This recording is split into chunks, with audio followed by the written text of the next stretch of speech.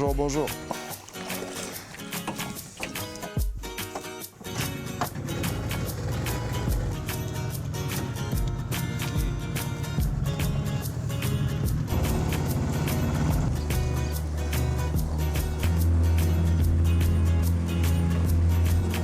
Lisa, où est-ce tu nous emmènes où là exactement?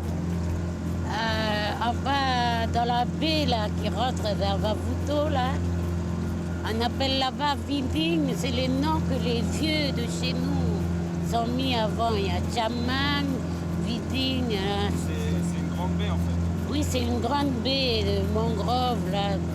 C'est la zone de pêche depuis des générations. Allez, embarquement immédiat pour un survol du célèbre cœur de veau. Les coulisses de la science, c'est tout de suite sur RNC TV. C'est parti. La mangrove occupe près de 200 000 km² de notre planète. Elle se trouve dans la zone intertropicale. Le plus grand ensemble de mangroves du monde est le delta du Gange. Et en Amérique du Sud, la mangrove est quasi omniprésente sur tout le littoral nord. Figurez-vous qu'en Nouvelle-Calédonie, elle occupe 1% du territoire. On y trouve des poissons, des crabes, des oiseaux, soit plus de 190 espèces différentes, dont 10% sont endémiques. La mangrove est le point de départ de nombreuses chaînes alimentaires. Elle est donc indispensable à notre survie.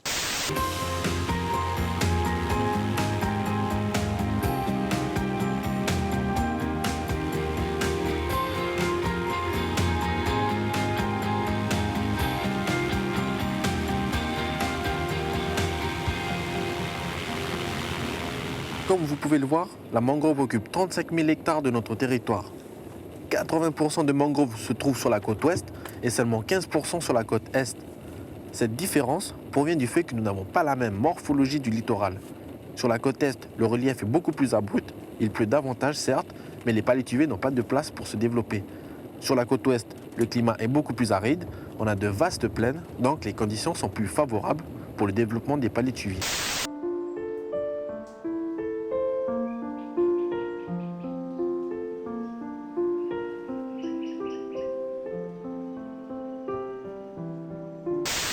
Nous allons visiter une forêt spéciale entre la terre et la mer qui s'appelle la mangrove. En Nouvelle-Zélande, vous avez de la mangrove, mais elle n'est pas aussi diversifiée qu'en Nouvelle-Calédonie parce que la température de l'eau ne permet pas le développement d'autres espèces que celle-là. Là.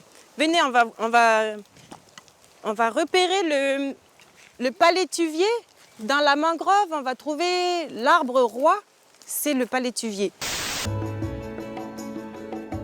En Nouvelle-Calédonie, les espèces les plus représentatives des mangroves, à 80%, on a bien les Rhizophora et les Avicennia qui sont majoritaires dans les mangroves. Les palétuviers dans une mangrove ne s'installent pas n'importe où. Une des choses importantes pour eux, c'est la salinité. Pourquoi? Parce que vous imaginez, la mer, par l'alternance des marées, va plus ou moins dans les mangroves. Et effectivement, elle va déposer plus ou moins de sel. Donc plus on va rentrer à l'intérieur des mangroves, plus on aura du sel dans le sol. Ce qui fait, c'est comme nous, il y a des arbres qui aiment le sel et il y a des arbres qui détestent le sel. Ouais, c'est des palétuviers gris. Alors on les appelle comme ça parce que eux, pour leur photosynthèse, ils vont prendre de l'eau de mer, donc ils vont recracher après le sel au dos des feuilles et ça leur donne, ces cristaux de sel dans le soleil, leur donne ce petit aspect gris qu'on peut voir argenté.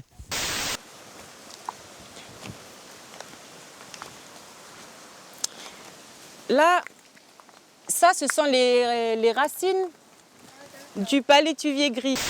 Il y a une racine primaire au sol qui est enfoncée dans la vase à une quinzaine ou une vingtaine de centimètres.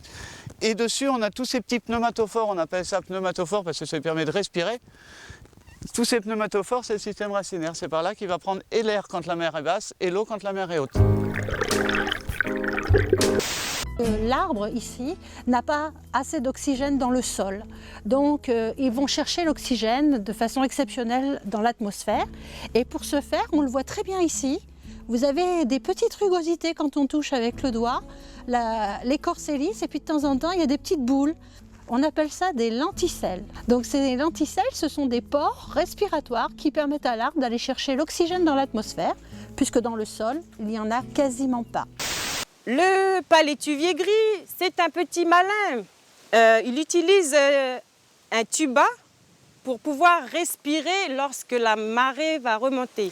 La deuxième chose, eh bien, comme on peut le voir, dans la mangrove, il fait très chaud et ces arbres eh bien, vont devoir être très économes de la ressource en eau. Donc les arbres, comme nous, transpirent. On appelle ça chez les plantes l'évapotranspiration. Donc le problème pour eux, c'est qu'ils ont très peu d'eau douce. Donc il va falloir qu'ils conservent cette eau. Ce qui fait que si on prend une feuille, voilà, on s'aperçoit que ce sont des feuilles qui sont relativement épaisses. Quand on les met au soleil, on voit que ce sont des feuilles, vous voyez, qui reflètent le soleil. Si je gratte un petit peu la feuille, on a une sorte de petite pellicule cireuse. On parle de feuilles vernissées, ce qui va empêcher la feuille de transpirer, de perdre de l'eau. Là, la marée, elle est bien haute. Là.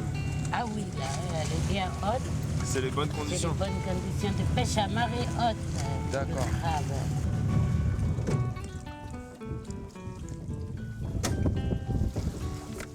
Pourquoi c'est mieux de pêcher le crabe à marée haute? C'est quoi la différence? Ils sortent les crabes quand c'est marée haute ou Mais ils sont... quand c'est marée haute, à quartier, ben, ils rentrent. D'accord. Ils remontent pour aller rester dans les trous qui sont leur maison, si on veut. Et quand c'est marée basse, ils sont déjà dans les trous pour décaper. Il faut être au crabe mou. Ouais. Puis après, c'est leur... Donc ils ont tendance à sortir quand c'est marée haute, quoi. Oui, marée haute, ils remontent, ils rentrent dans leur... Et après, quand ils sont durs, après dans les trous, ben, ils ressortent encore. Ok. Ça, c'est un bel exemple d'Avicennia marina qu'on a toujours à l'arrière mangrove et qui est un exemple typique de la mangrove pionnière. Donc on arrive à trouver des Avicennia là où le sol est pauvre. Généralement, il y a peu de nutriments et souvent c'est caillouteux et très salé. Ce qui est intéressant, c'est le mode de reproduction de l'Avicennia. Les botanistes sont en admiration devant cet arbre, cette espèce, parce qu'il a imaginé un mode de reproduction très particulier qui est unique dans le règne végétal. Alors la fleur s'ouvre en septembre, octobre, novembre. Et quand elle s'ouvre, elle est d'abord fleur mâle. C'est-à-dire qu'il y a des anthères avec le pollen mâle, quoi, hein, et le pistil est fermé. Il est au milieu et il est fermé. Et donc les anthères s'ouvrent, les insectes qui viennent consommer le nectar qu'il y a dedans, au fond de la corolle, se trouvent avec beaucoup de pollen sur leur poil. Et ensuite, l'abeille part et en fait, elle disperse un peu partout son pollen comme ça. Et après, une fois que la feuille a vieilli, les anthères deviennent noires et c'est à ce moment-là qu'elle devient femelle, la fleur. Et le pistil s'ouvre et c'est là qu'elle reçoit donc le pollen des autres fleurs pour pouvoir féconder l'embryon qui est au centre de la fleur. Le monde des insectes n'est pas le monde qui pollinise ces plantes. Il s'agit avant tout d'une pollinisation qui se fait par le vent, ce qui fait que dans une mangrove, vous aurez essentiellement des fleurs là où il y a du vent. On continue.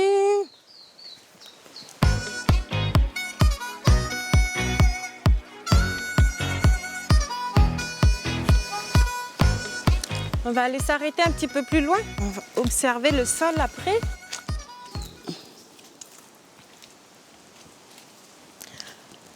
Là, le sol des palétuviers a la couleur plutôt comme ça. Et si on sent les... Est-ce que tu peux sentir? C'est pas une odeur trop forte. Il y a un petit crabe qui s'est sauvé. Oh oui, là. Oh. Vous avez senti? Ça va, ça sent la mer. Oui. D'après vous? Oui, ça sent le sol. Pourquoi le sol dans les palétuviers a cette couleur noire? La couleur du sable, elle est plutôt blanc-gris et le sol des palétuviers est plutôt marron-noir.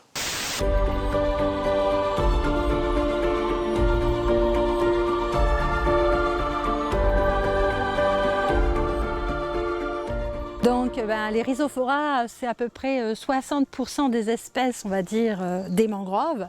Et donc, comme on peut le voir, elles fournissent énormément de feuilles. Et ces feuilles, quand elles tombent au sol, eh bien, elles vont fertiliser ce sol grâce à toute cette richesse cachée qu'on ne voit pas, que sont les bactéries. Et puis certains animaux que nous avons autour de nous, les petits mollusques qui vont manger le feuillage et donner bien la richesse du sol des mangroves et aussi du lagon. C'est parti, Isa? C'est parti pour la pêche. C'est parti pour un coup de pêche. Là, voilà, il y a un petit crabe en bas. Il fait des bulles, là. Ça, c'est les crabes qui font des bulles comme ça? Oui. Il part. Ah oui, je le vois là-bas. Ça, c'est la graine de palétuvier. Alors, ça commence par une fleur. La fleur va donner la graine. D'ailleurs, il y a encore les sépales de la fleur, là. Et puis, cette graine-là va germer directement sur l'arbre pour donner un bébé. Une fois que la fleur a été pollinisée, elle va se donner un petit fruit en forme de petite poire. Mais ce fruit a une particularité, c'est que à sa pointe, vous voyez, il y a une petite stipule, une petite pointe. Il s'agit de l'embryon du palétuvier. Donc ce petit embryon va vivre aux dépens de l'arbre mère, il va pomper les substances nutritives par le cordon ici. Et petit à petit, comme on peut le voir à l'étape suivante, il va percer le fruit et il va grandir jusqu'à atteindre des tailles, selon les espèces de Rhizophora, 30 à 40 cm. Et là, par exemple, sur cet individu déjà avancé, on peut déjà voir la pointe racinaire et les petites lenticelles qui sont en place. Donc, ce qu'on a là, il s'agit d'un petit palétuvier, d'un petit arbre miniature, dont la partie tige est encore cachée à l'intérieur du fruit. Et quand cette radicule sera mature, on va avoir comme un accouchement, c'est-à-dire que la petite propagule va se libérer de l'arbre mère, qui va tomber au sol. Elle va se figer, quand c'est la marée basse, elle va tomber, donc sans la partie fruit. Et elle va donner plus tard, voilà, des jeunes individus. Donc celui-là, il a déjà quand même 2-3 ans.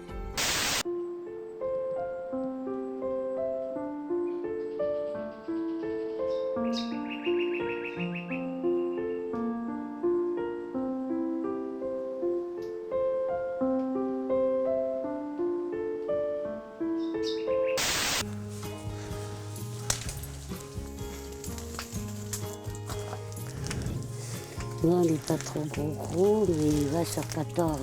Il va sur 14? Parce que c'est ça la taille, hein, 14 Oui. cm. Oui. Ah ouais. Ça y est. Foutu.